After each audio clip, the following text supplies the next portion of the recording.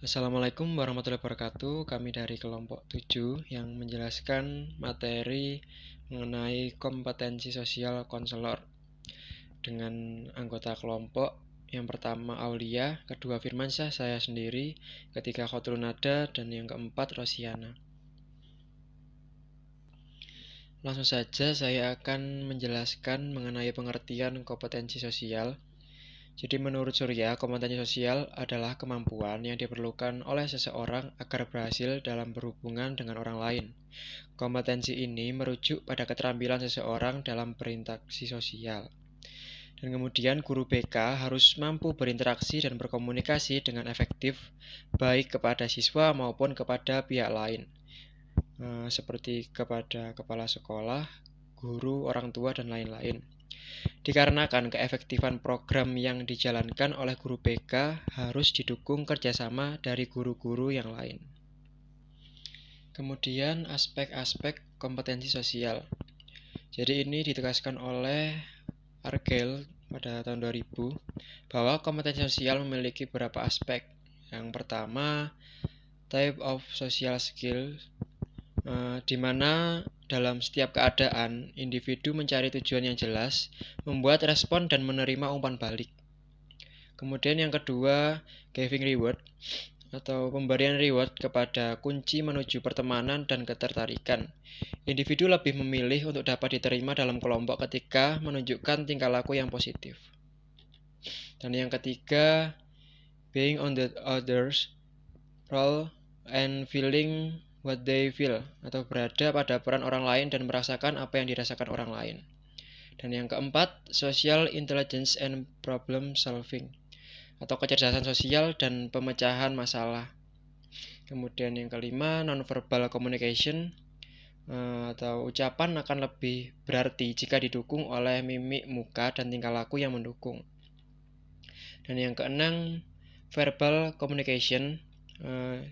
Komunikasi verbal merupakan hal pokok karena ada beberapa individu yang tidak dapat memberikan komunikasi nonverbal yang baik.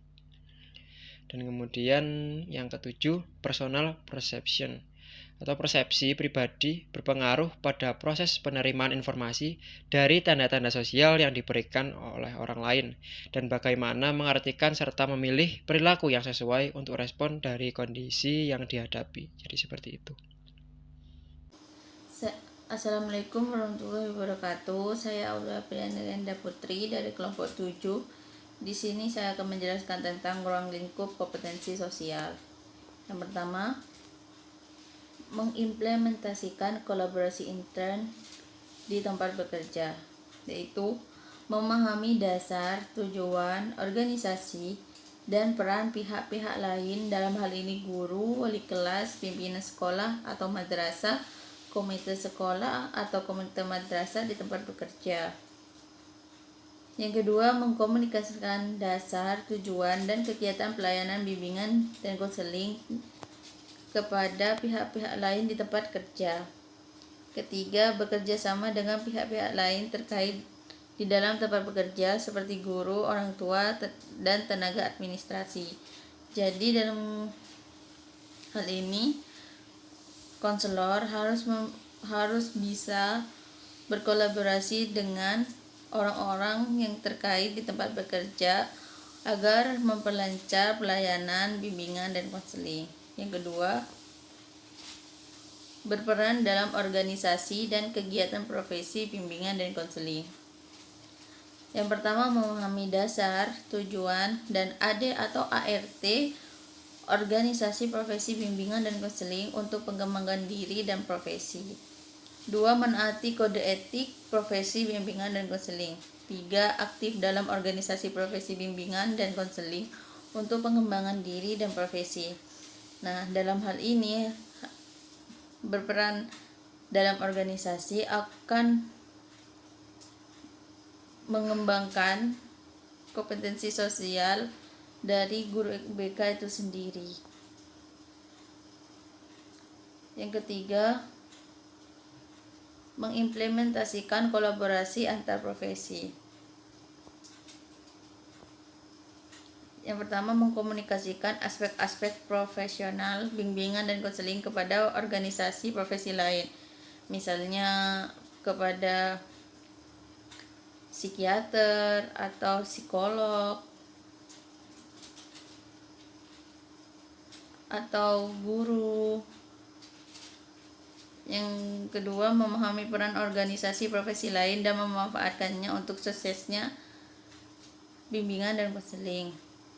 Yang ketiga, bekerja dalam tim bersama tenaga para profesional dan profesional profesi lain. Yang keempat, melaksanakan referral kepada ahli profesi lain sesuai dengan keperluan. Jadi dalam hal ini, konselor melakukan kolaborasi dengan profesi-profesi lain yang memiliki hubungan terkait pelayanan bimbingan dan konseling. Contohnya pada psikolog, psikiater, guru, atau pihak-pihak yang berwajib jika konselor menemui masalah-masalah yang harus direferalkan kepada ahli profesi lain dan bersangkutan dengan kejahatan. Nama saya Rosyana Winda Kusumaningrum. Di sini saya akan menjelaskan tentang upaya yang dapat dilakukan konselor untuk meningkatkan kompetensi sosialnya.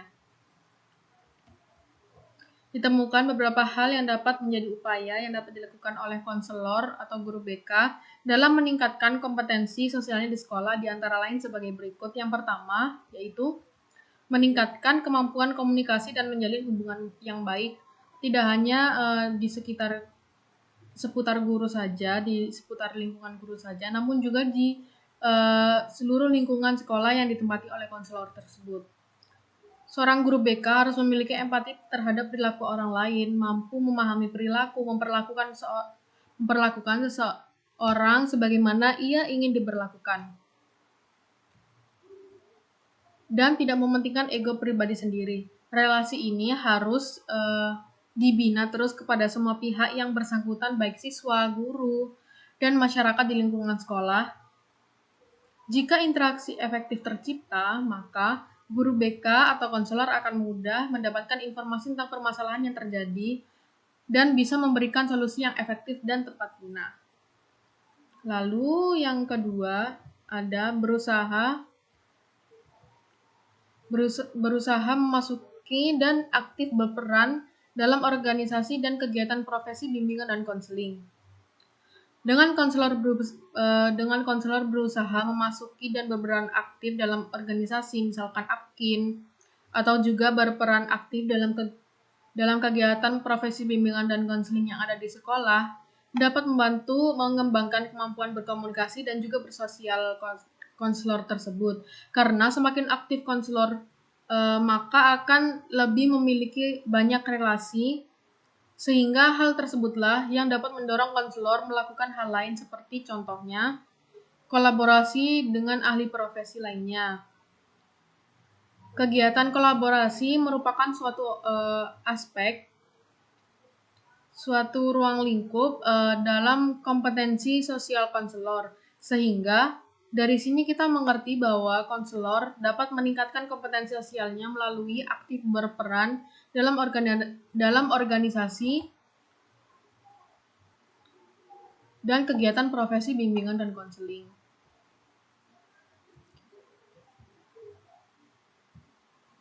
Lanjut yang ketiga, mengikuti pendidikan dan pelatihan guru bimbingan dan konseling. Pendidikan dan pelatihan bimbingan dan konseling memiliki tujuan, yaitu agar setiap guru bimbingan dan konseling dapat memperoleh keahlian dan keterampilan dalam bidang ke-BK-an, sehingga kegiatan tersebut dapat memberikan harapan, motivasi, dan cita-cita bagi guru BK dalam menjalankan tugasnya di sekolah. Lalu yang keempat, yang terakhir, meningkatkan kerjasama dengan sesama guru di sekolah. Seperti yang tadi telah dijelaskan di nomor 1, guru bimbingan dan konseling harus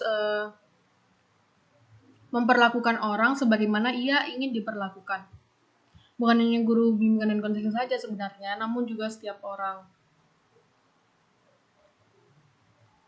Nah, balik lagi ke nomor 4, meningkatkan kerjasama dengan sesama guru di sekolah. Hal ini dilakukan agar guru BK yang awalnya kurang baik dalam bekerja sama atau kurang baik dalam membangun komunikasi dengan guru lain yang ada di sekolah dapat menjadi lebih erat karena ada jalinan kerjasama antara kedua belah pihak. Misalkan saja guru BK meminta tolong kepada guru biologi untuk melakukan sosialisasi tentang hal-hal yang berkaitan dengan reproduksi. Begitu pula apabila guru biologi meminta bantuan terhadap guru bimbingan dan konseling atau konselor juga harus bersedia membantu guru biologi tersebut. Jadi itu adalah 4 upaya yang dapat meningkatkan kompetensi sosial. Mungkin ada banyak lagi upaya yang dapat meningkatkan kompetensi sosial, namun hanya 4 ini saja dulu yang saya bahas di presentasi hari ini. Sekian dari saya dan juga kelompok. Terima kasih dan mohon maaf apabila masih ada salah kata atau dari kalian masih ada yang kurang dalam isi presentasi kami. Mohon maaf sekali lagi. Wassalamualaikum warahmatullahi wabarakatuh. Di sini saya Khotrunada Latif Aziz akan menjelaskan mengenai permasalahan yang dihadapi dalam meningkatkan kompetensi sosial. Di sini yang pertama adalah ada kasus atau masalah yang terjadi itu beberapa guru atau guru BK atau konselor di sekolah yang kurang baik komunikasi dan juga interaksinya dengan personil sekolah lainnya seperti guru mata pelajaran atau mungkin orang TU atau staf-staf sekolah lainnya. Itu mereka tuh kurang interaksi itu biasanya dalam bentuk bertegur sapa dan membicarakan masalah yang banyak dialami oleh siswa. Biasanya nih yang sering terjadi miskomunikasi atau kurangnya interaksi antara guru BK atau konselor di sekolah dengan wali kelas ataupun juga dengan guru mata pelajaran. Kemudian permasalahan yang kedua yaitu banyaknya guru mata pelajaran yang mengambil jam BK menyebabkan guru BK atau konselor sekolah merasa tidak senang dengan hal itu sehingga berdampak pada komunikasi yang kurang efektif. Hal ini terjadi biasanya itu di sekolah, contohnya sekolah saya. Sekolah saya itu guru BK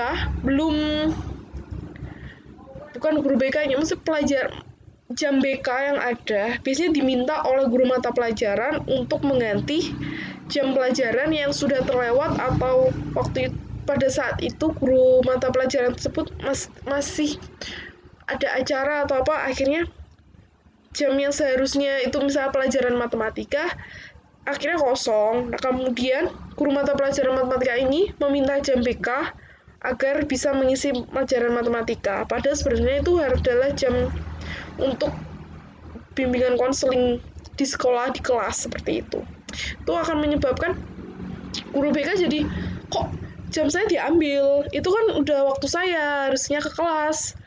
Gitu. Jadi akhirnya itu juga membuat guru BK di sekolah atau konselor itu menjadi sedikit keras dengan guru mata pelajaran. Kemudian permasalahan ketiga yang sering terjadi yaitu guru BK atau konselor sekolah lebih sering duduk di ruang BK karena mempersiapkan laporan pelayanan BK yang sewaktu-waktu diminta oleh pengawas sehingga banyak tersita waktu di sekolah untuk menyiapkan laporan. Di sini tuh bukan di sini, maksudnya banyak di sekolah-sekolah masih banyak guru BK atau konselor yang bukan lulusan BK. Jadi mereka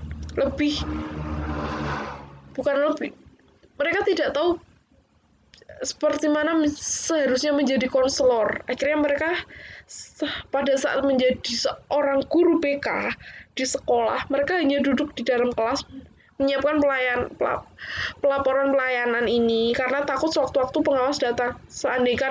Andaikan kalau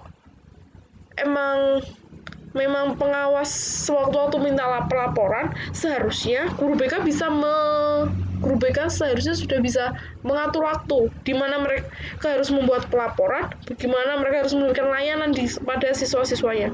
Jadi bukan jika guru BK hanya duduk-duduk di ruangannya karena mempersiapkan pelaporan pelayanan BK karena takut sewaktu-waktu diminta. Ini permasalahan yang sering terjadi di sekolah yaitu miskomunikasi, atau kurangnya interaksi guru BK dengan staf sekolah,